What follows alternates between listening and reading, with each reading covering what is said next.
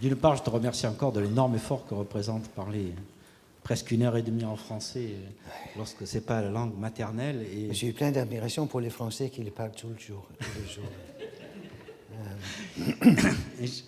J'imagine très bien combien ta langue est fatiguée, mais tu vas être obligé de continuer, malheureusement. Parce que j'ai beaucoup de questions, et peut-être la salle en a d'autres, sur cet exposé très riche. Bon, la première qui me vient à l'esprit, évidemment, est un rapport à faire entre l'archéologie et les textes. Comme tu sais, c'est un exercice toujours difficile. On remarque que tous les forts des routes qui mènent aux carrières impériales, c'est-à-dire le mont Splendanius, le mont Fort Firites, sont assez logiquement équipés de ce que les Anglais appellent animal lines, c'est-à-dire des abris pour les animaux de trait. Et en revanche, les autres routes, c'est-à-dire celles qui mènent à Myosormos et à Bérénice, n'en sont pas équipées. La construction de ces bâtiments implique que dans ces forts-là, les animaux restaient un certain temps.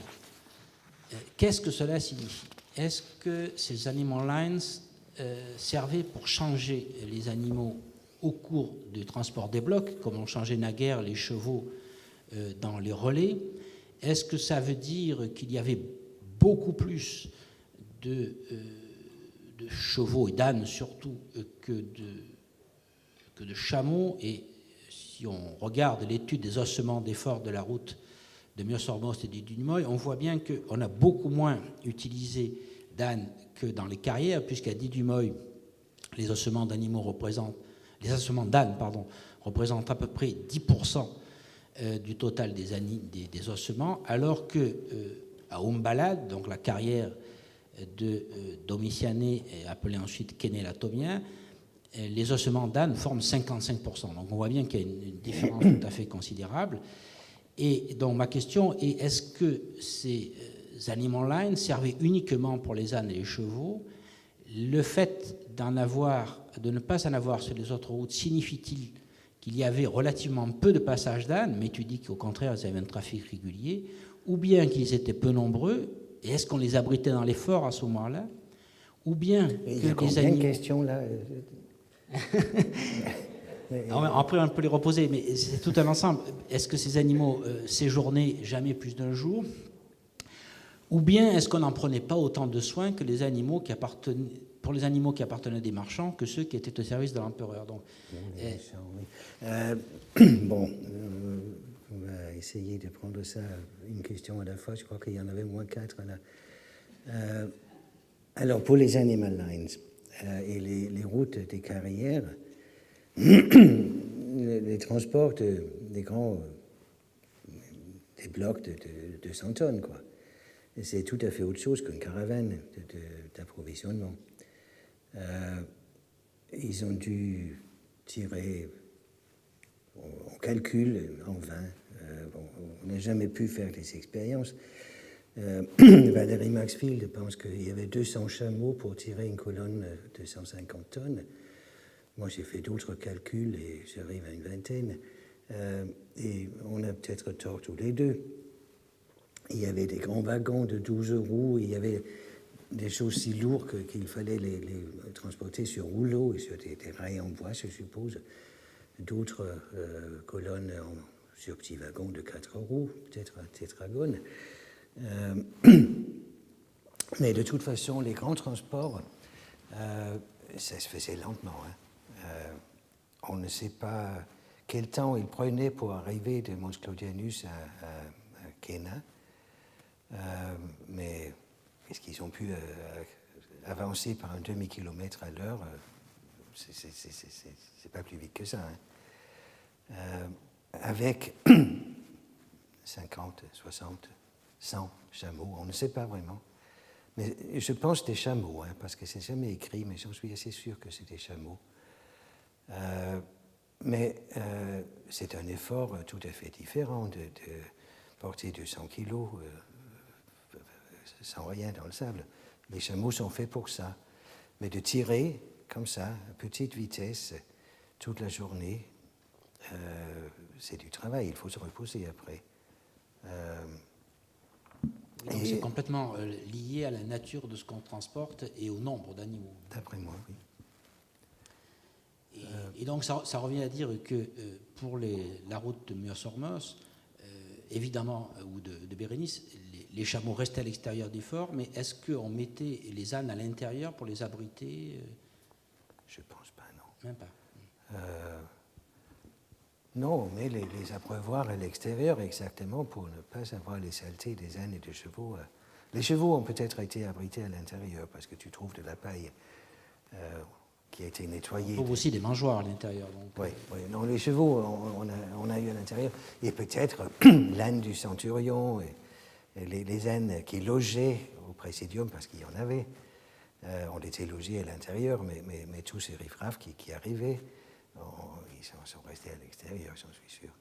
Et si on s'imagine une caravane de 900 chameaux, si c'est vrai ça, évidemment, ils sont restés à l'extérieur. Je crois que les chameaux, on les a laissés reposer, coucher, mais avec leur charge. Parce que de décharger, c'est quand même un gros boulot hein, pour 200 kilos qu'il faut soulever du chameau couché, mettre ailleurs, et qui le garde entre-temps, et comment est-ce qu'on rattrape le chameau, parce qu'il va évidemment s'en aller, se promener dans le désert pour trouver des herbes. C'est pas praticable. Ça m'amène donc à une question suivante. Là, si, comme on croit le percevoir à travers les textes, les caravanes marchent de nuit pour éviter la chaleur, notamment en été, où est-ce qu'elles s'abritaient dans la journée? Ou est-ce que réellement les caravanes marchaient aussi dans la journée? Est-ce qu'on s'arrêtait, par exemple, le long des murs du fort, mais c'est sûrement pas assez? Ou est-ce que les animaux restaient au soleil? Je ne crois pas que les chameaux ont un problème avec le soleil. Ils se promènent tout contentement toute la journée au soleil, n'est-ce pas? Ils sont faits pour ça. C'est un drôle de machine, le chameau. Vous savez, qu'est-ce qu'on appelle le hump? La bosse. La bosse. C'est pas de l'eau, hein, c'est de la graisse. C'est de l'énergie qu'il peut transformer en liquide. Mais en même temps, il hausse sa température corporelle pour qu'il y ait moins d'évaporation et qu'il ne peut pas perdre de l'eau. Et comme ça, il peut tenir 2 semaines si y a une température normale. Et après, il boit 100 de litres, comme ça. Et après, c'est absorbé tout de suite dans le corps. Et même chose pour la nourriture, il peut absorber d'énormes quantités qu'il transforme tout de suite en graisse et on voit la bosse s'ériger comme ça. Chameau content, n'est-ce pas? Voilà.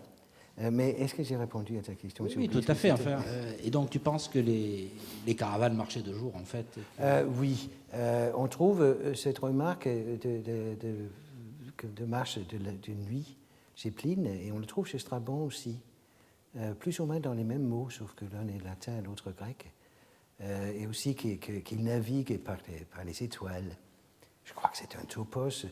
Dans le désert oriental, on ne navigue pas par les étoiles. C'est une question de savoir qu'à partir d'ici, on vise cette montagne-là, et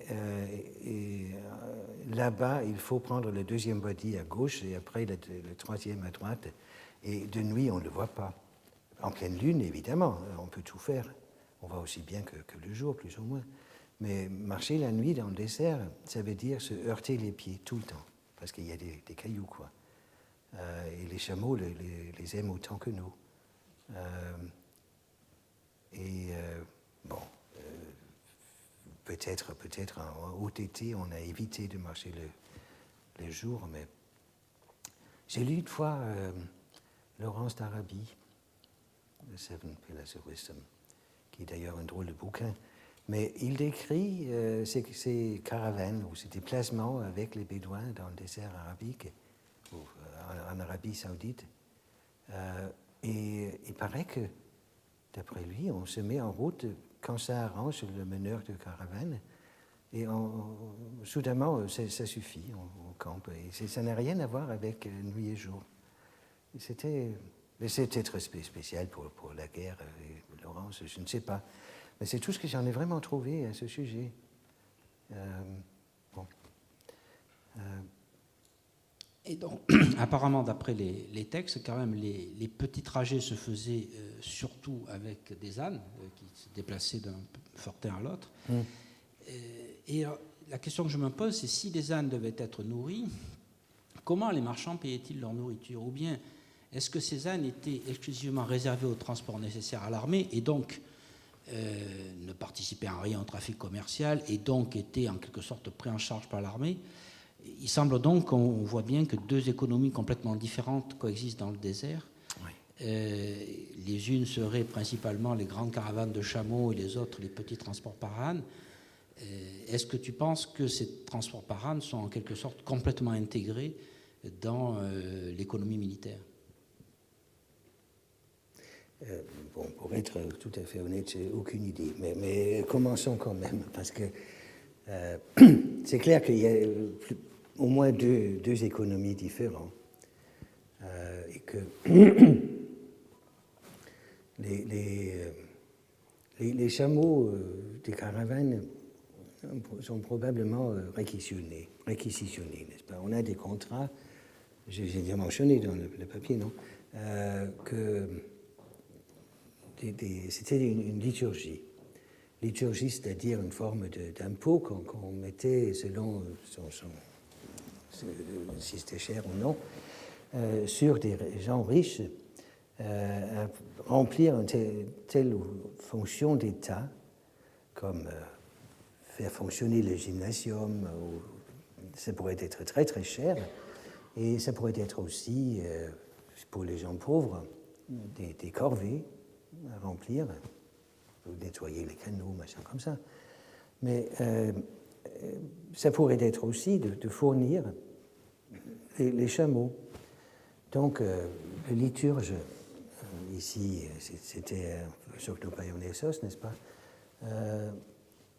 Il va louer chez un éleveur de chameaux une bête et des chameliers qu'il fait envoyer avec une assez grosse somme, les 400 drachmes là pour 3 chameaux, dans le désert. Et c'est tout ce qu'on en sait vraiment, n'est-ce pas? Mais peut-être là, les 400 drachmes servent à acheter de la nourriture en route, oui, et ce qui en reste, c'est pour acheter la nourriture qui est fournie, mais en payant par l'armée. C'est tout ce que j'en sais vraiment, mais ça pourrait fonctionner comme ça. Les ânes militaires, évidemment, ils étaient nourris par l'armée, s'ils appartenaient à l'armée. Les chevaux, c'était un peu différent parce que les chevaux étaient la propriété et la responsabilité privée des cavaliers. Et on a plein de lettres. Envoie-moi de la paille parce que mon pauvre cheval n'a pas mangé depuis 3 jours et il est très malade, il est très faim. Donc les chevaux, ça c'est différent, il y avait très peu de chevaux. Les 3 ou 4 par présidium pour la poste, et je crois que c'est tout. Et donc si on te suit dans l'interprétation effectivement des papyrus qui réquisitionnent les chameaux, ça signifierait que l'État met à la disposition des marchands, mais sous quelle forme? Éventuellement, gratuitement, est-ce que c'est possible? Une forme de transport qui sera en quelque sorte subventionnée par l'État? Ça me paraît un peu curieux comme... Pardon, je n'ai pas compris. Si les chameaux sont réquisitionnés, oui, et donc ils servent au transport des marchandises qui viennent d'Inde ou d'Arabie, comment les mettons à la disposition des marchands? Est-ce que les marchands paieraient quelque chose ou est-ce que c'est gratuit pour eux? Mais on ne sait pas. Hein. Jusqu'à récemment, on croyait que le contrat de Mouziris, que c'était stipulé là-dedans que les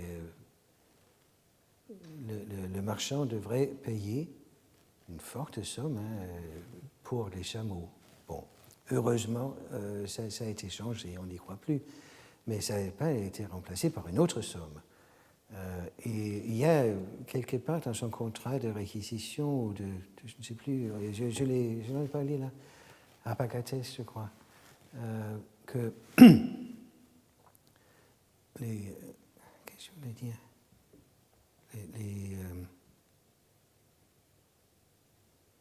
Non, trop. Tu dis dans le contrat de réquisition de Sognopaionessos? Il est dit que... J'ai oublié ce que je voulais dire. C'est pas grave, mais puisqu'on est en train de parler de Musiris, je me suis toujours demandé comment et pourquoi on le date plus ou moins du milieu du IIe siècle, et est-ce qu'il y a une raison vraiment objective, ou est-ce que c'est une estimation, ou est-ce qu'il ne pourrait pas être plutôt du début du IIe siècle, éventuellement? Mais si quelqu'un voulait absolument, il pourrait argumenter pour cela. La seule raison qu'on le date comme ça, c'est la paléographie, la forme des lettres. On fait comme vous avec vos pots, des séries d'évolution de l'écriture avec des points fixes, selon si on a des documents bien écrits, assez typiques, avec une date dessus. On fait des séries et on peut interpoler là-dedans si on trouve quelque chose qui ressemble. Le IIe siècle, le milieu du IIe siècle, ça me paraît, avec l'expérience que j'ai, tout à fait raisonnable. Mais il n'y a pas d'autre raison que ça. On n'en sait pas davantage. Mais la précision, si j'ose dire, est de quel ordre? Au demi-siècle, au quart de siècle? Parce que c'est un peu le même problème avec les pots. Oui, tout à fait. On s'aventure parfois à dater à moins du quart de siècle, mais à mon avis, avec beaucoup d'imprudence. Non, je crois quart de siècle, oui, pas plus précis que ça. Je ne crois pas. Et donc, pour rester sur le papyrus de Musiris, qui est évidemment un document tout à fait essentiel, je voulais savoir comment est-ce qu'on sait que le fameux impôt du quart, c'est-à-dire la tétarté ou le vertigal maris rubri, et comment sait-on qu'il était prélevé en nature et comment l'administration faisait-elle pour vendre ces considérables excédents? Et comment elle rentre dans son argent, si j'ose dire, si on le prélève en nature? Est-ce qu'on sait comment on sait qu'on le prélève en nature? Ça, c'est Rathbone, l'anglais qui a été mentionné plusieurs fois, n'est-ce pas, brillant historien économique, qui a pu montrer que c'est effectivement dit dans le contrat, que c'est enlevé en nature. Qu'est-ce qui se passe après?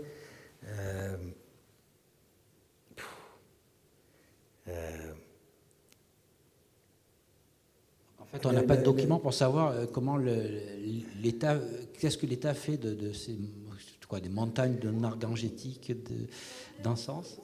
Pardon? Oui. Et ils le revendent immédiatement à des marchands. Oui, peut-être. C'est le plus probable que l'empereur, pas en personne, le vend à Alexandrie avec le reste. J'ai en tête quelque chose. Mais les empereurs avaient aussi de sacrées réserves. Oui, mais c'est ça que je voulais arriver là. Ah bon, merci, parce que j'avais oublié où c'était. Mais qui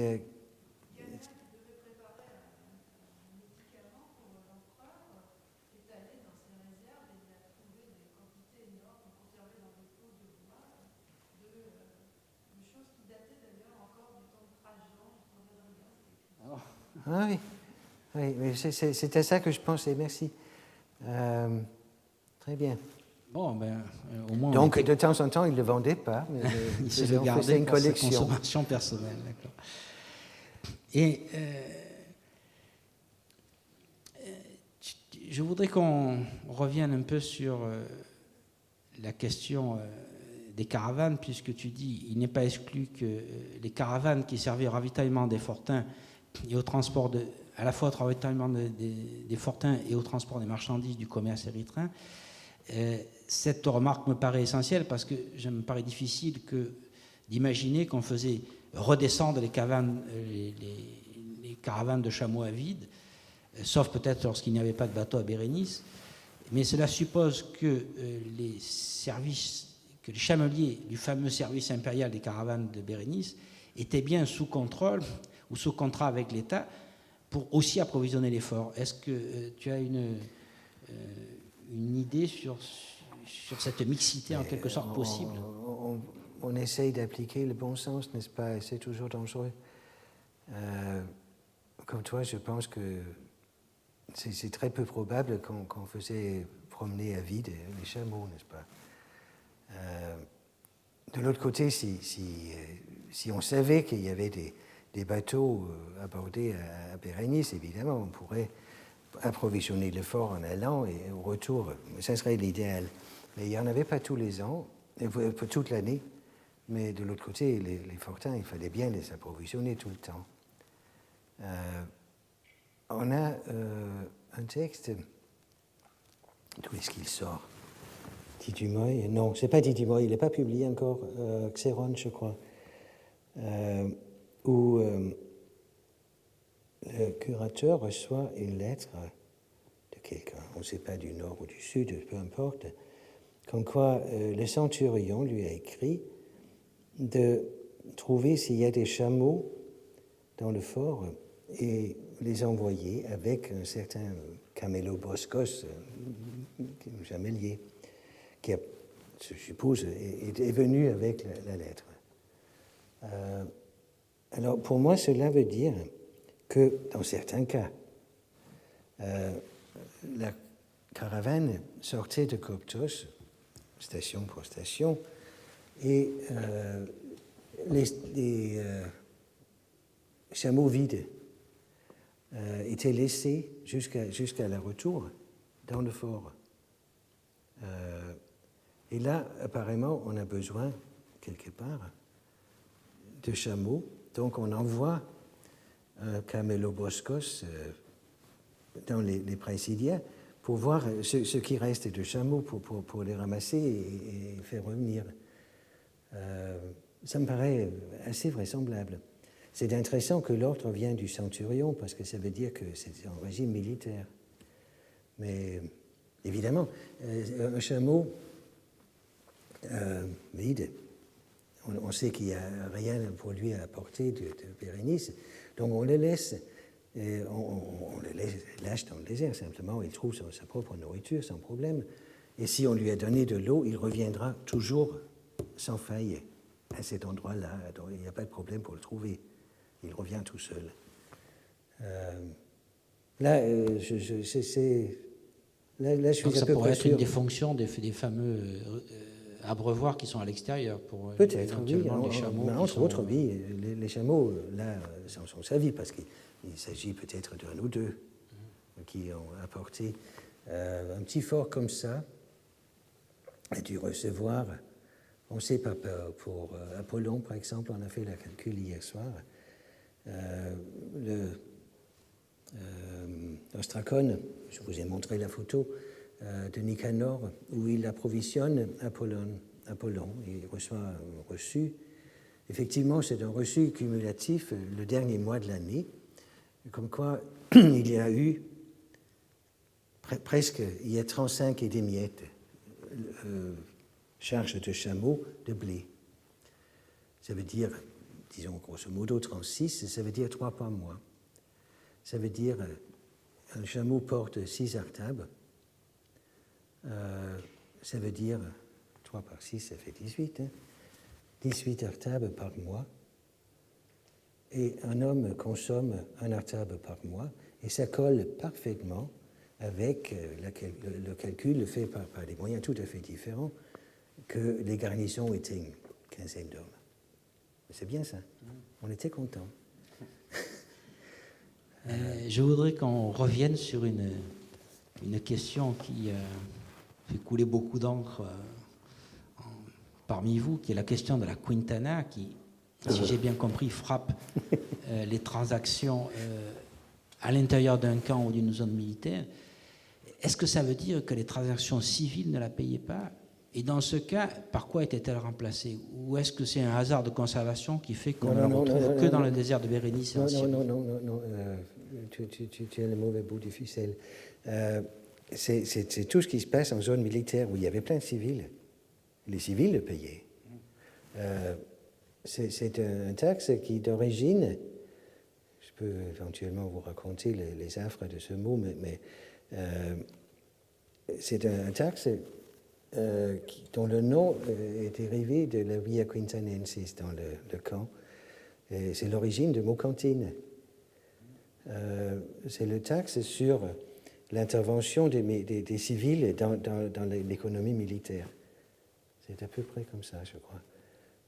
D'origine, avant que Pagnell avait trouvé de Quintanensis à Bérénice, on a trouvé ce mot dans un contrat que j'ai mentionné d'ailleurs, où une prostituée est envoyée de Crocodilo à Maximianon avec Quintana.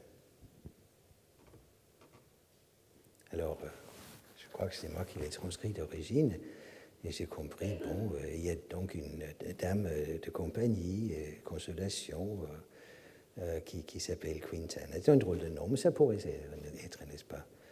Et j'étais tout à fait content de ça, et jusqu'à ce qu'on découvre que la Quintana est un impôt. Donc, sort la dame de compagnie, et il y en avait quand même, parce que Nemesous, dont on a pas mal parlé, était une telle dame de compagnie, mais il ne s'appelait pas Quintana. Donc, c'est devenu un impôt, et maintenant, on en sait un peu plus par Pagnell, mais on croyait d'origine, moi je croyais d'origine bêtement, que c'était dérivé de quintus, quinque, 5, et que c'était un cinquième, 20% à valorem. Apparemment, ce n'est pas le cas. On ne sait pas comment il était calculé, mais ce n'était pas nécessairement au cinquième. Et ça n'a rien à voir avec 5, sauf que la Via Quintanensis, c'est peut-être la 5e rue dans le camp. Là, je ne sais pas. Mais est-ce qu'on sait alors le montant de cette taxe? Est-ce qu'il est de 20% ou est-ce que c'est un hasard total? Non, il y a des cas effectivement où ça tombe. C'est 12 drachmes sur une prostituée. Et très souvent, le prix mensuel est 60 drachmes. Là, ça colle, n'est-ce pas? Mais il y a une finesse en grec que le mot inclut méta. On peut dire que le prix que je te donne inclut ou qu'il faut le rajouter. C'est très grec, ça, en quelque sorte, n'est-ce pas? Que ça peut dire les deux contraires. Et il n'y a pas vraiment moyen de savoir. Donc, s'il donne le 72 drachmes, de temps en temps le prix, est-ce que c'est 60 plus 12 ou est-ce que c'est 72? Et il faut rajouter. Le grec n'est pas très précis, là. Et donc, c'est une question qui est encore ouverte, mais est-ce que, apparemment, en dehors de cette autre attestation qui est en Syrie, si j'ai bien compris, vous n'en avez pas d'autres? Et si c'est une mesure complètement générale, pourquoi elle n'apparaîtrait pas, par exemple, dans les tablettes de Vindolanda? C'est un hasard absolu ou... On a évidemment les tablettes de Vindolanda, à part les avoir photographiées une fois. Je ne les connais pas si bien que ça, mais c'est peut-être un autre contexte, peut-être on n'a pas de documents exactement comme ça. Et jusqu'à récemment, on avait ce contrat de Syrie comme le seul exemple, n'est-ce pas? Donc, si tu veux, le hasard, oui. Ça peut être une mesure tout à fait générale oui. Et donc une espèce de TVA sur, oui, si tu veux, oui. sur toutes les transactions à l'intérieur des camps militaires. Bien, mais il est exactement midi. Il ne nous reste plus qu'à te remercier très chaleureusement de ces éclairages. Évidemment, nous aurions eu probablement beaucoup d'autres questions à poser, mais le temps nous est compté et nous aurons l'occasion de revenir sur certains de ces points grâce à l'intervention que fera la semaine prochaine Hélène Cuvigny, qui a été pendant toutes ces années notre chef de mission et qui a une vision absolument générale de ce qui se passe dans le désert oriental. Et elle n'aura pas de difficulté à le faire en français, car elle est française. Merci et à bientôt.